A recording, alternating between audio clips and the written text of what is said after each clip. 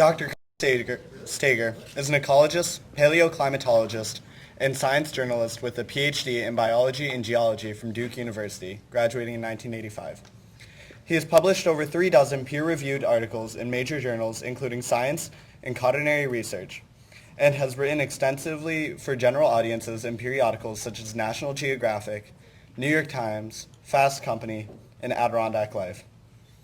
Since 1990, he has also co-hosted Natural Selections, a weekly science program on North Country Public Radio that is syndicated internationally and has toured widely to offer presentations on his research to audiences ranging, as one colleague put it, from middle schoolers to formal scholars. In 2013, he was named the New York State Professor of the Year by the Carnegie Foundation. In this age of specialization, Stager's background in the natural sciences stands out for its depth and breadth. He has taught marine ecology in the Caribbean, North Carolina, and Maine, and taught geology, biology, and evolution in upstate New York and paleolimnology in Tanzania. A world authority on the ecological history of Africa and its lakes, he has also investigated El Nino in Peru, human impacts on lakes in Sweden, exploding lakes in Cameroon, but pollination of flowers on the South Pacific islands of Melanesia, and modern climate change in the northeastern U.S. Curt brings his diverse background to bear on his books, radio programs, and presentations, blending the long-term perspective of a climate historian and multidisciplinary outlook of a biologist-geologist with the communication skills of a lifelong teacher and writer. He currently teaches at Paul Smith College in the Adirondack Mountains of upstate New York and holds a research associate post at the University of Maine's Climate Change Institute, where he continues to investigate the long-term history of climate in Africa, South America, and the northeastern U.S. In whatever spare time remains, he performs and records on banjo and guitar. Ladies and gentlemen, please give a hand for Dr. Curt Stager.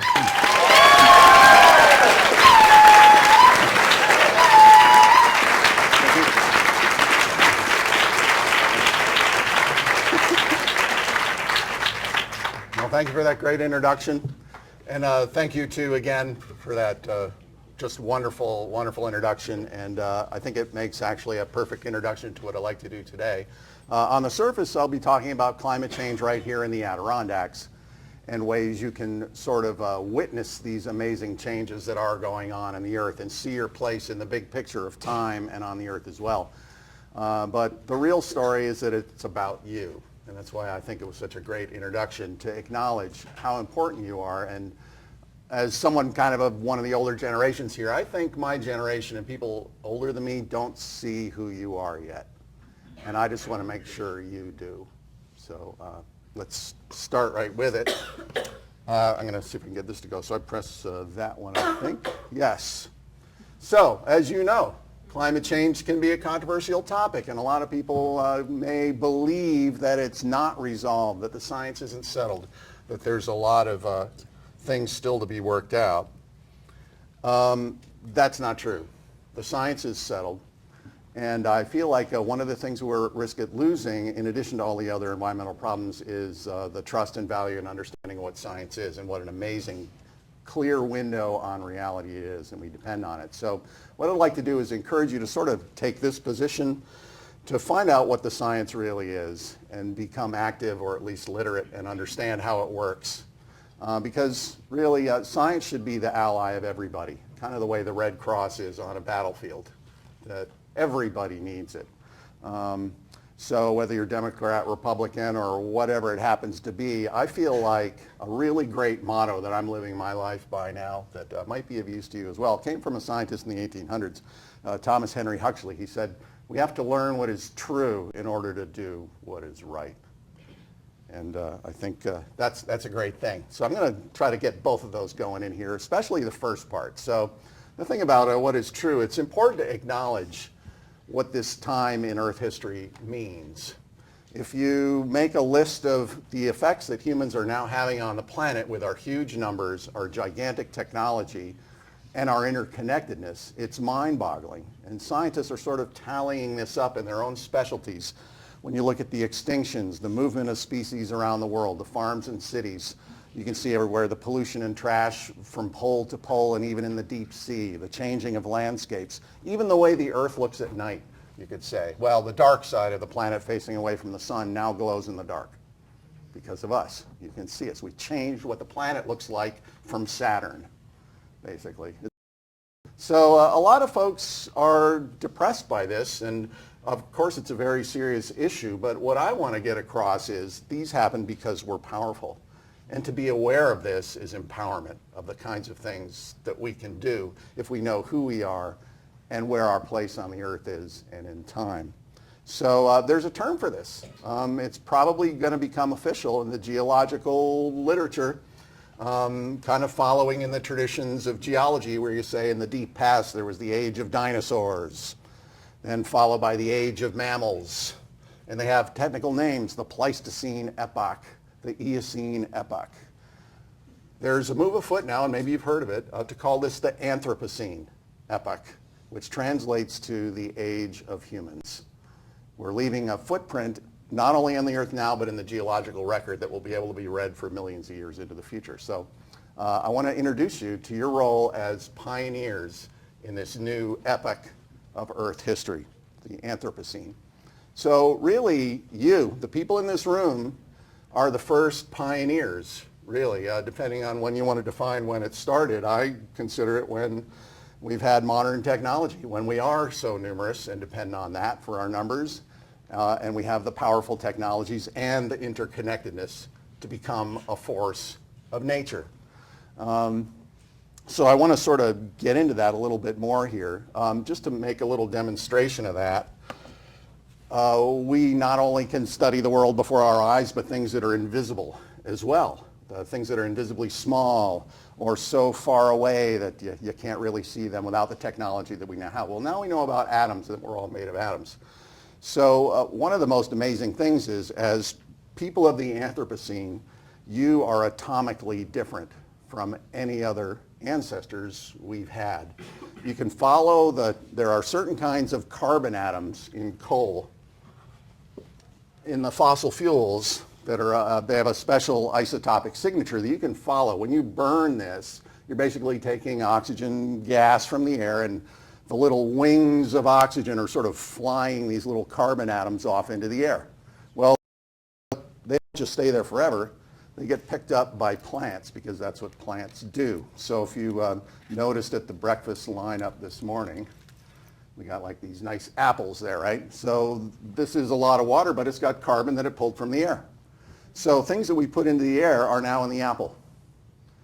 And about 1/4 of the carbon in this apple recently emerged from a smokestack or a tailpipe within the last year or so. It's amazing. Which means that when you do this, you build your body out of fossil fuel carbon. We are a new kind of human being. You could call us people of the fumes. So just something like that. Just think of the irony then of denying the kind of influence that we have, which a lot of people do, because they're not aware of these kinds of things, of this truth that makes it more difficult to do what is right. It's like a snowman denying the existence of water because they're made of solid water and they can't tell that it could melt and turn into a liquid. So the power of knowing the truth is really important at this stage in history. The long-term thinking that we heard brought up too is also really important as well. Awareness of the past, awareness of the future. When people say, you know, the weather this winter's unusually cold, so global warming is over. That's short-term thinking that blinds you to the overall patterns. We can do better than that, and you obviously do. Maybe you can use that as a way to introduce the idea of what's the difference between weather and climate. You know, weather will go up and down from day to day, week to week, year to year. Climate is the overall trend, like the upward trip on that bouncy road with the up and downs of weather that can confuse people. But if you can think long term, you can see the direction that we're going in. I'm going to swallow my apple. Now I'm even more fossiliferous. So another thing, it's mind-boggling, the power that we have that a lot of folks don't realize, even folks that are into the climate change topic.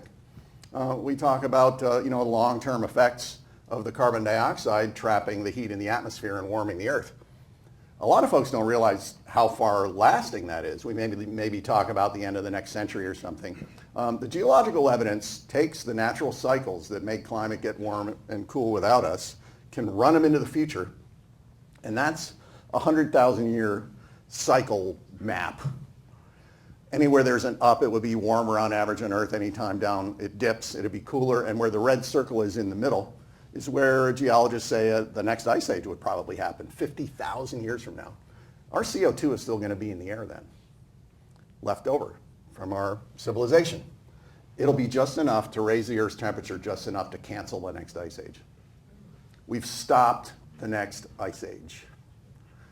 We just landed on an icy comet on purpose. We stopped the next ice age by accident without even knowing it. Just think of what we could do then if we are aware of who we are and our place in the world and our place in time. It should be not just paralyzing with fear like some people may think. It should be empowering to see what we can do when we set our minds to it.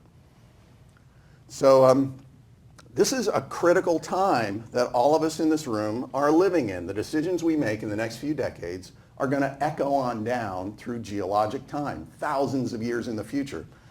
There's another timeline, another 100,000 year graph with carbon dioxide. These are the two options. We're either going to cut back quickly from the fossil fuel use we have now, and if so, we're going to follow that little dotted line down near the bottom, where it'll take that long, 100,000 years, for the atmosphere to come back to the way it was before we put our CO2 into it.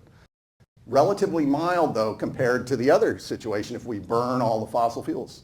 Again, right at that star where we're living right now is going to determine whether we take that moderate path or the gigantic, huge CO2 spike, then a rapid sort of partial recovery tailing off maybe 500,000 years.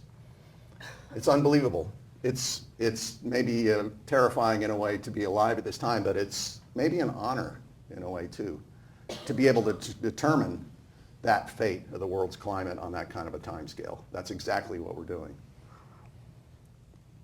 So, and then I was just realizing, you see all these charts of what CO2 could do depending on how we change our technology and our lifestyles, how do we power our civilization, and you see these graphs here of up to the end of this century till 2180, and oh, maybe it'll be a high CO2, maybe it'll be a low CO2. I was just realizing that almost perfectly captures the lifespans of most of you folks in this room. This is going to happen during your lifetime. It's amazing. And you're going to play a role in which of these trajectories we take, which now you know, I hope, from that last graph, don't just end where that 2100 line is. It's going to go on and on and on, depending on what happens during your lifetime. You are incredibly important. Now, these changes are already underway, and you can see them where you live. It's not just the polar bears far away or some places that may be a little hard to relate to. It's happening right here. And the big picture things you can have the experts do for you on a climate model. But what the models can't do, and as Robin Kimmerer was talking about yesterday, they can't tell you what's happening right here where you live. It's you who can do that.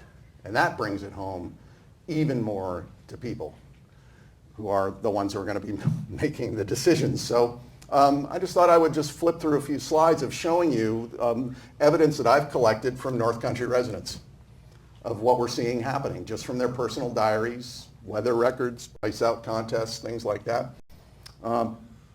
If you look over the last 20, 30 years, people have been documenting that bud burst is happening earlier in the spring because it's warmer. The bees, the native bees, are coming out earlier in the spring.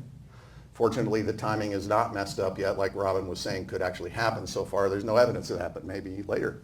And the salamanders that come out in the spring, some of you may help them across the road on those warm, rainy nights in spring. They're coming out about 2 weeks earlier on average as well from these records right here. And by the way, I put that little chart in the middle just to show you that rather than just sort of say somebody told me that this is happening in a vague sense, there are actual data for all of these. And I could tell you who measured it and who did it how. And it makes it much more powerful because you can do this too.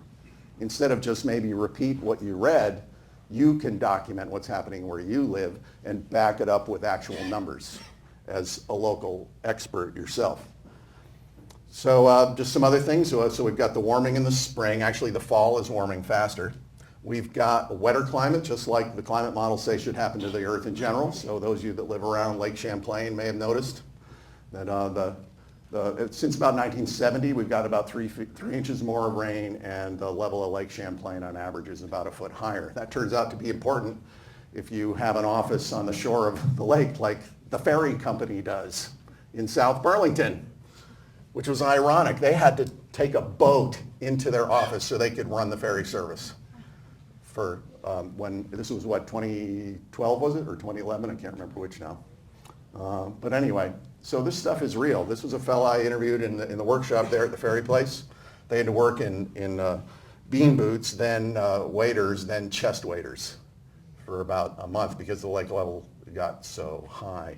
And behind this fella, where that clipboard is, they've been marking on the wall with magic marker where the water level is every year that it floods.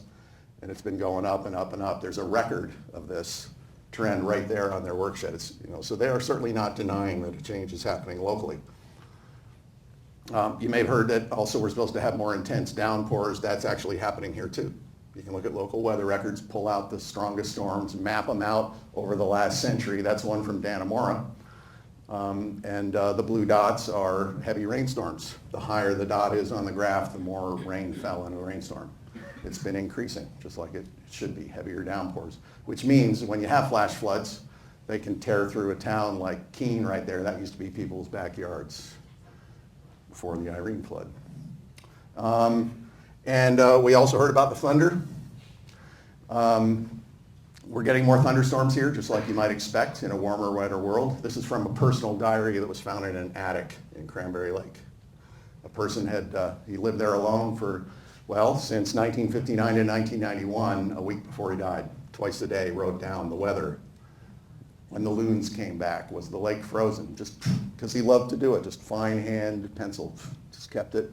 And after he passed away and the folks found the thing in the attic, they passed it on to me and my students. We analyzed it, and there's a record of thunderstorms increasing, just like the models say. And this is a rare document because most weather stations don't measure this kind of thing.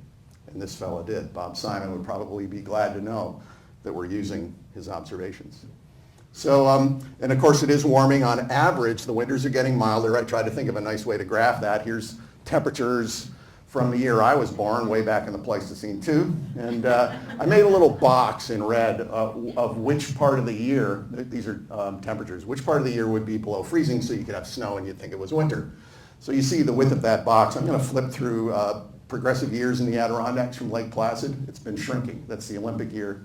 That was 2011, 2012. You can watch winter shrink with your own weather records where we live.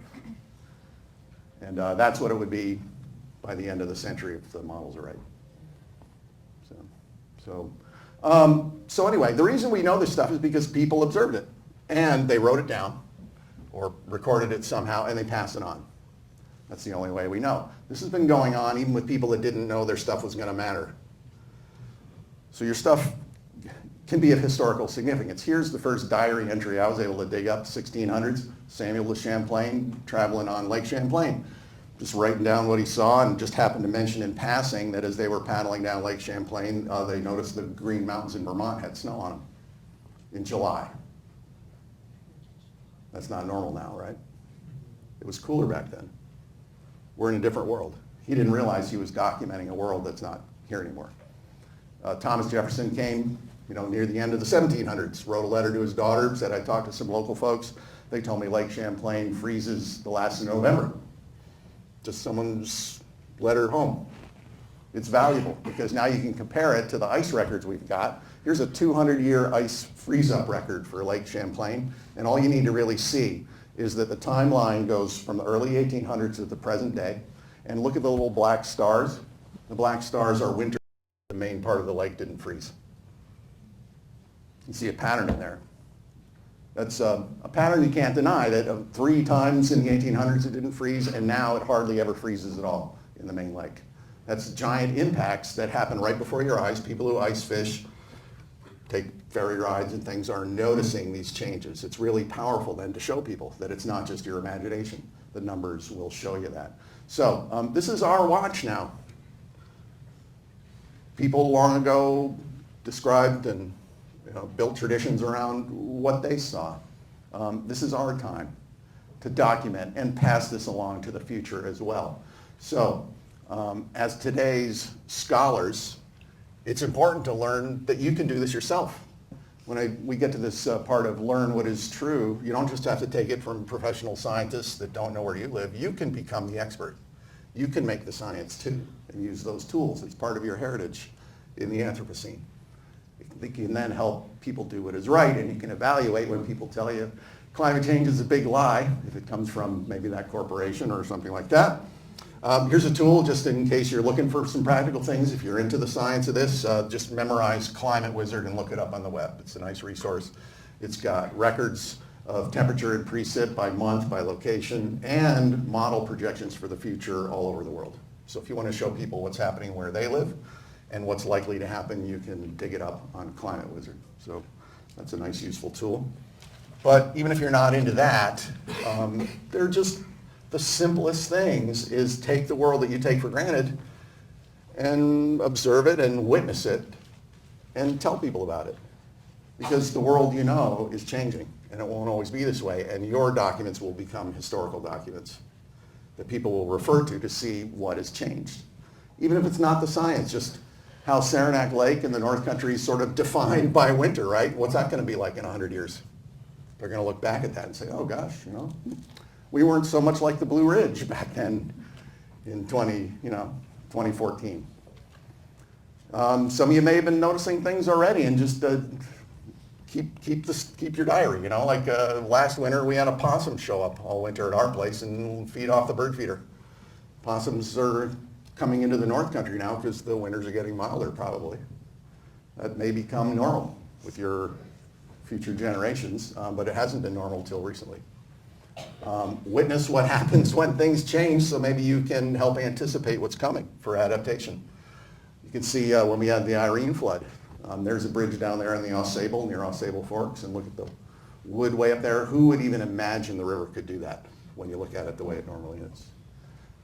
People who live here could do that. Those of you that are in school, in college, science courses, you're learning stuff about science of the natural world. Why don't you encourage your professors or yourselves to study what happens where you live and keep the data. That's an automatic long-term monitoring program.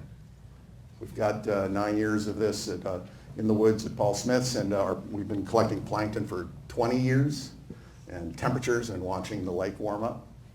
So, but if you're not into the sciences, you can still really benefit from seeing your place in this. In the Anthropocene epoch, we are a force of nature. And therefore, what's in our hearts and our minds, our psychology, is actually part of ecology. Because how we think and act affects the world on a huge scale. And therefore, learning to communicate and also to empathize with other people is critically important nowadays. So whether you're the one who comes up with the info or not, the stories of where we live need to be told. And who better than you? It's where you live. You know better than anybody else. And if you're aware of your place in history and in the earth, you're well qualified to help people tell those stories. So, just start asking questions. Like I was coming back from the ferry thing there after the flood, and I'm talking to the ferry operator, and they said, oh yeah, we can really feel the difference with the ferry boats now because the lake is open, so we have to deal with stormy weather in winter. I mean, you just get these really interesting stories about human interest. You can talk to people you know. Maybe there's an ice out contest where you live on a lake, or maybe you could start one. People like those kinds of things. And then keep the records. Or talk to caretakers, local folks that take care of camps. Here's Pete McConville on Upper St. Regis Lake. He's there all the time, even when the owners aren't there. He writes down when the lake freezes and thaws, puts it on the wall of the shed. You can collect that stuff. It's important.